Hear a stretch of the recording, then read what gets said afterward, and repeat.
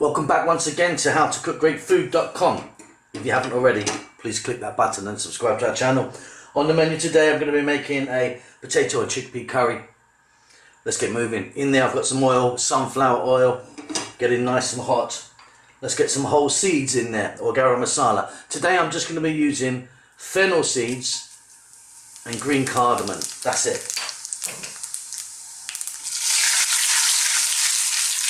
They're going to fry around in there, roast and release a lovely aroma, really infuse that oil.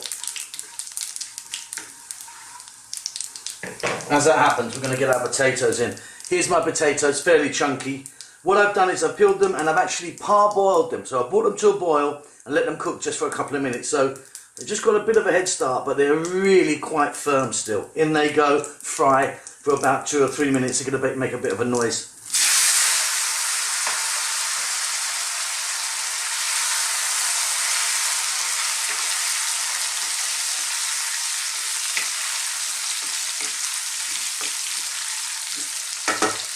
2 to 3 minutes on this high heat.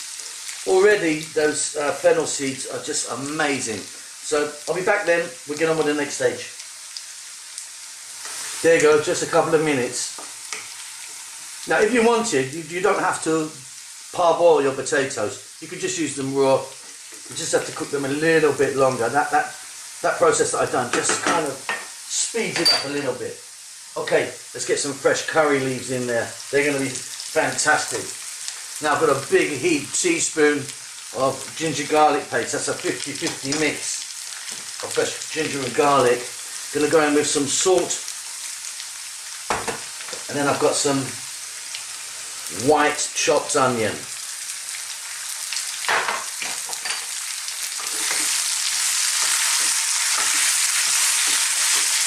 The curry leaves, if you can get them, really add a fantastic dimension to this. You may, if you can't get them fresh, I mean, we're really lucky that we can get them really easily here fresh, but you might be able to get them dried, which are not quite the same, but still really worth going for. Again, just another 3 or 4 minutes on a high heat. Keep stirring it. I'll be back then. Absolutely delicious this is going to be. Right, now I'm going to add my chickpeas, or chana.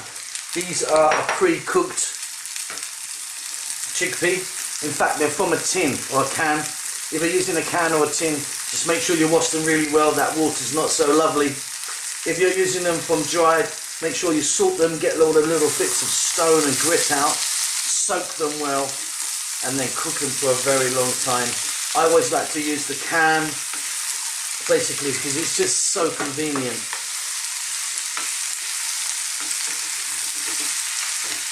Now we're going to add some powders. In it goes. These are equal parts, like a teaspoon each of chili powder, turmeric, cumin powder, and coriander powder. Feel free to go ahead and use your favourite curry mix or curry powder that you have, blend that you might prefer. I just always prefer to go with the separate spices. Again, we're still on a high heat. Let that go for about another 3 minutes. Stir often. We want to cook our spices, but we don't want them to burn, otherwise they're going to get bitter.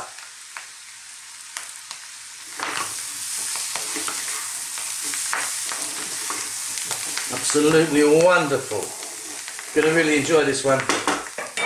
Now it's time for some chopped tomatoes. And they go, roughly chopped. Spread them on the top. I'm not going to mix them in yet. The concept now is the lid's going to go on. We're going to cook this still on a high heat for about 4 minutes. These tomatoes will soften. Then we're going to come back. We're going to mix them in, possibly add a touch of water, depending on how juicy these babies are. And then we're going to cook it a little bit more and it's done. So lid on. I'll be back in 4 or 5 or something like that. Okay, I'm going to turn the heat down now to a simmer. Let some of this steam out, there's going to be lots of it. Let's take a look. There you go. As you can see, they're softened beautifully, these tomatoes. And I've got quite a lot of liquid going on there. So, let's turn the tomatoes in to the other vegetables.